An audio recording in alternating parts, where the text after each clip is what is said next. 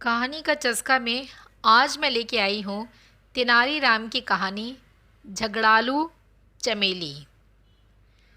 चाननपुर नामक गांव में चमेली नाम की एक महिला रहती थी जिसके पति का नाम माधव था। चमेली अपने पति से खूब लड़ती झगड़ती और उस पर अपना रौब झाड़ती थी। दोनों की एक पुत्री भी थी जिसका नाम चांद कुमारी था। चांद कुमारी देखने में बहुत ही सुंदर थी, इतनी सुंदर व योग्य होने के बावजूद भी कोई उसे शादी नहीं करना चाहता था। इसका एकमात्र कारण थी चांद कुमारी की माँ चमेली। गांव में हर कोई चमेली के झगड़ालू व्यवहार के बारे में जानता था। वहीं तेनालीराम अपनी बुद्धिमानी के कारण बेहद प्रसिद्ध थे। उनकी इस प्रसिद्धि के कारण कई लोग उनसे जलते भी थे। एक दिन ऐसे ही ईर्ष्या करने वाले लोगों में से एक व्यक्ति उनके घर आया। वह तेनाली से कहने लगा कि चाननपुर गांव में चांद कुमारी नाम की बहुत ही रूपवती लड़की रहती है। वह उस सुंदर कन्या का रिश्ता तेनालीराम के भाई के लिए लेकर आया है। वह आदमी चाहता था कि विवाह पश्चात चांद कुमारी भी अपनी माँ की तरह अपने पति पर रौब झाड़े और उसे डरा कर रखे। यह सोच मन में लिए ही वह तेनाली के यहाँ आया था, लेकिन वह इस बात से अनजान था कि तेनालीराम का कोई भाई था ही नहीं। तेनालीराम को उस आदमी की खराब नीयत का पता शुरू में ही लग चुका था, क्योंकि वे भी चमेली के झगड़ालू आदत के बारे में पहले से ही जानते थे। तेनाली ठहरा अति बुद्धिमान। उसने नाटक करते हुए लड़की के बारे में और जानकारी ली। अंत में रिश्ते के लिए हामी भरी और उस आदमी को चाय पानी पिलाकर विदा किया। अब परेशानी यह थी कि विवाह के लिए तेनालीराम को एक भाई की आवश्यकता थी, क्योंकि वह विवाह के लिए हाँ कर चुका था। उसकी तलाश में तेनाली दूसरे गांव की ओर चल पड़े। वह युवक की तलाश कर ही रहे थे कि उन्हें रास्ते में एक परेशान युवक मिला। जब तेनालीराम ने उसकी परेशानी का कारण पूछा तो उसने जवाब दिया, मैं काम की तलाश में हूँ, क्या आपके पास मेरे लिए कोई भी काम होगा? तेनाली ने उसे काम देने का वादा किया और कहा, इसके बदले में तुम्हें मेरी इच्छानुसार विवाह करना होगा।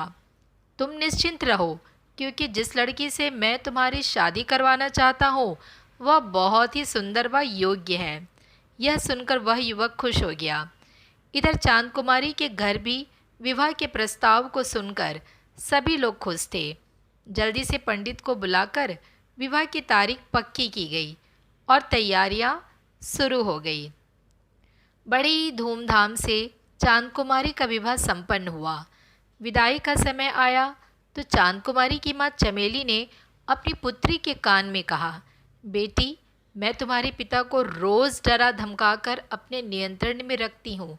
अगर तुम भी शुरुआत से ही अपने पति पर रौब झाड़ोगी तो तुम्हारा पति भी तुम्हारे नियंत्रण में रहेगा। चांद कुमारी ने अपनी माँ की बात को ध्यान से सुना और उनकी बात मान ली। चमेली ने अपने पति माधव को भी कहा है कि वह भी थोड़े दिन अपनी पुत्री के यहाँ हो आए। धीरे धीरे समय बीता और चांद कुमारी को यह एहसास हुआ कि उसके पति व तेनालीराम बहुत ही अड़ियल व रूखे स्वभाव के हैं, लेकिन फिर भी वह किसी न किसी बात पर हर रोज़ अपने पति से लड़ ही लेती थी और अपने गुस्से का प्रदर्शन भी कर देती थी। इधर माधव भी वहीं रह रहा था, तो तेनालीराम ने उसे दूध, घी, बादाम आदि पौष्टिक भोजन खूब खिलाया और कुछ ही महीनों में उसे तगड़ा बना दिया। जब वह अपने घर चाननपुर लौटने लगा तो तेनालीराम ने उसे अपने पास बुलाया और समझाया, देखो मित्र, मैं जानता हूँ कि इतने वर्षों में तुमने बहुत कुछ सहा है। अगर तुम शुरुआत से ही अपनी पत्नी से डरने की बजाय उसकी बातों और गुस्से को उल्टा जवाब देते और उसे समझाते तो आज यह नौबत नहीं आती। इसलिए अब वक्त आ गया है जब तुम्हें हिम्मत दिखाकर अपनी पत्नी के गुस्सैल स्वभाव को ठीक करना होगा। अब तुम्हें खुद पता है कि तुम्हें क्या करना है, तुम्हें खुद ही अपनी मदद करनी होगी। माधव तेनालीराम की बात समझ गया। उसने उन्हें शुक्रिया कहा और अपने घर की ओर रवाना हुआ। जब वह घर पहुंचा तो चमेली उसे देखकर बेहद खुश हुई। उसने अपने पति का खूब आदर सत्कार तो किया, लेकिन फिर वह उस पर रौब झाड़ने के बहाने ढूंढने लगी।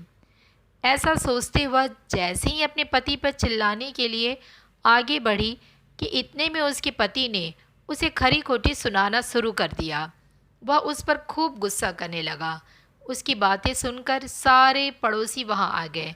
सबने माधो को शांत कराने की कोशिश की, लेकिन माधो का गुस्सा सातवें आसमान पर था। इतनी बातें सुनकर चमेली को सबक मिल चुका था। उसकी आंखें भर आई थी। उसे पता चल गया था कि जब कोई किसी को बुरा बोलता है या उसका सम्मान नहीं करता तो कितना दुख होता है। थोड़ी देर में माधो का गुस्सा भी शांत हो गया और उसने चमेली से माफ़ी मांगी और कहा कि उसने यह सिर्फ उसे सबक सिखाने के लिए किया था। अब चमेली भी पूरी तरह बदल गई थी और उसने भी अपने बुरे बर्ताव के लिए माधो से माफ़ी मांगी।